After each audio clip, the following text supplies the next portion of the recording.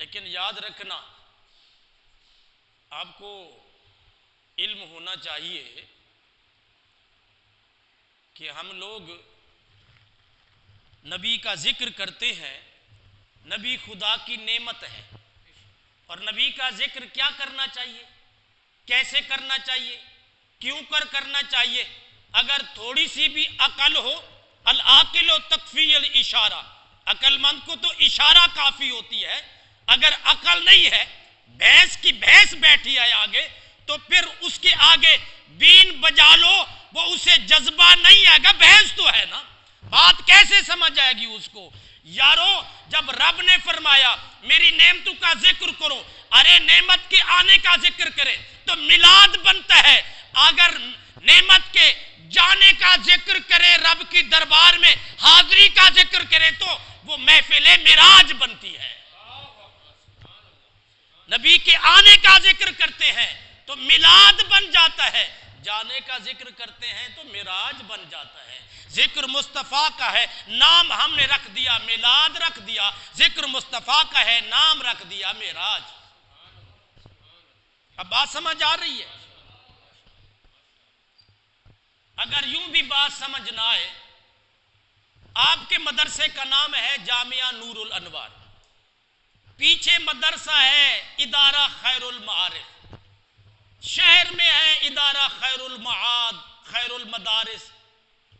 मैं आपसे पूछता हूं कि अगर इन इदारों का नाम लेकर जिक्र करना शरीयत के मुताबिक है, दीन के मुताबिक है, और मिलाद का जिक्र करना कुरान और हदीस में नहीं है, सहाबा ने नहीं किया, मैं आपसे पूछता हूं जिस इदारे में कुरान पढ़ाया जा रहा हो, हदीस पढ़ाई जा रही हो, उस इदारे का नाम ना कुरान में हो ना हदीस में हो, वो बिद्दत तुम्हारे लिए तो जायज हो गई, अगर हम नाम रख लें तो नाजायज हो जाता है। जिस इदारे का नाम ना कुरान में हो ना हदीस में हो, वो तुम्हारे लिए जायज है, अगर हम कर लें। अब तो किसी को धोखा देना तो दोपहर के वक्त कहना कि सूरज नहीं है, इतना बड़ा धोखा है। इस दौर में दुनिया ग्लोबल है, विलेज बन चुकी है, पूरी दुनिया को एक मिनट के अंदर देखना चाहते हो तो गूगल पे जाके बटन दबाओ, दुनिया का हर कोना नजर आएगा, जहां भी जाना चाहते हो। अब मिनटों की बात है, अब तो रिसर्च इतना है, आप किसी गुजरे हुए बंदे का नाम, मशहूर बंदे का नाम क्लिक करें तो उनकी कब्र आ जाती है।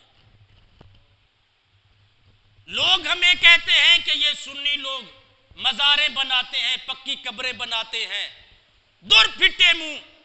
यकीन करो, आप लोग गूगल पे जाके इब्ने तैमिया का नाम लिखें, अहले हदीस के बड़े इमाम जो गुजरे हैं उनकी कब्र आएगी, 3 मंजिला कब्र है, जैसे ये मिंबर बना हुआ है, ऐसे कब्र नीचे कुशाद है, फिर इसके ऊपर घास लगा हुआ नजर आएगा, 4 दीवारी और ग्रिल लगी हुई नजर आएगी, मार्बल लगी हुई है। मैं आपसे पूछता हूं, जो कहते हैं पक्की कब्रें जायज नहीं है, पहले अपने बाबे की कब्र तो गिराए ना, वो तो बिल्डोज करें ना, खुद करें तो जायज है। और फिर दियोबंद के हजरात भी जरा तवज्जो फरमाएं, जिनको दियोबंदियों से ज्यादा मोहब्बत और उल्फत है, वो भी मेरे भाई है। मैं इस्लाह की बात करना चाहता हूं, मौलवी मोहम्मद इस्माइल शहीद का नाम लिख के गूगल पे जाए जरा, वो तो हद कर दी उन्होंने।